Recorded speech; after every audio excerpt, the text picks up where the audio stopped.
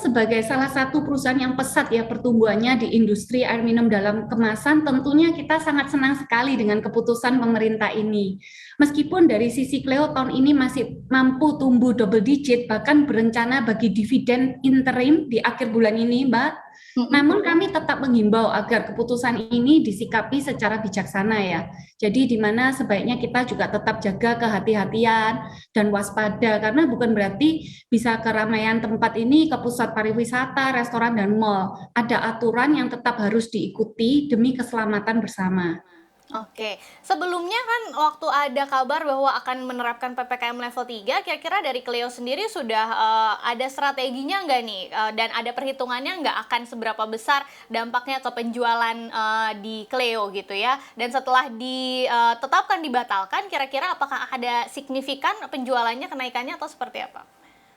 Jika PPKM level 3 diterapkan, maka pasti berpengaruh ya ke langsung ke pasar retail dan outlet-outlet di tempat-tempat keramaian. Namun Cleo juga ada market galon yang bisa mengimbangi penurunan itu sehingga bisa tetap tumbuh. Jadi bagi Cleo itu tidak terlalu besar penurunannya karena sudah terdiversifikasi channel penjualannya. Tahun 2021 dibandingkan 2020 sudah lebih adaptif juga ya.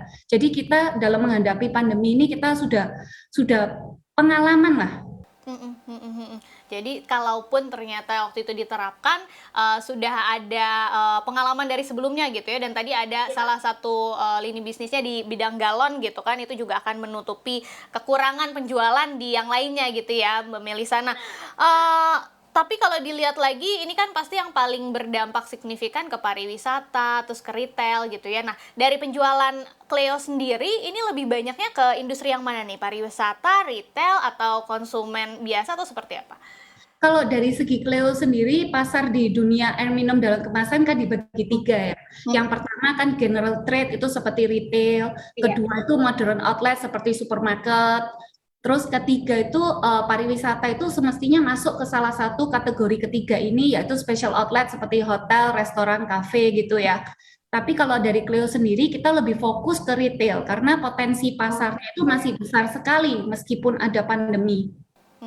Kalau ke pariwisata dan retail, apakah kontribusinya memang kecil atau mungkin kedepannya akan diarahkan ke sana juga seperti apa?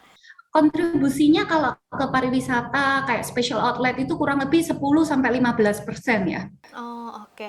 Di libur Natal dan Tahun Baru sendiri ini seberapa besar sih bedanya dengan sebelumnya penjualannya? Tentunya biasanya di Natal ini akan naik 1 minggu sebelum Natal dan 1 minggu setelah Natal ya. Itu biasanya akan naik dan masuk ke peak season ya.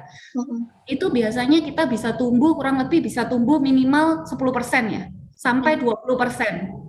Oh, oke. Lumayan ya berarti ya 10% sampai 20%, apalagi PPKM level 3 akhirnya dibatalkan gitu. Nah, dilihat secara tahunan sendiri dari awal tahun sampai sekarang dengan adanya perkembangan COVID-19 yang semakin lama semakin melandai, kinerja dari Clio sendiri seperti apa perubahannya? Apakah memang sudah melihat ada pemulihan daya beli misalnya dari konsumen atau bagaimana? Kalau dari Cleo sendiri, tahun ini kami mengalami kenaikan double digit ya. Laba bersih kami juga diperkirakan itu bisa meningkat minimal 35%. Makanya kami berencana bagi dividen sebelum akhir tahun sebagai kado Natal dari Cleo ya, untuk para Untuk investor. informasi lebih lengkap dan berita-berita lainnya yang terkait, klik link di deskripsi di bawah ini. Dan jangan lupa juga subscribe channel YouTube kami. Pastikan Anda juga menginstal aplikasi CNBC Indonesia yang tersedia di App Store dan Play Store.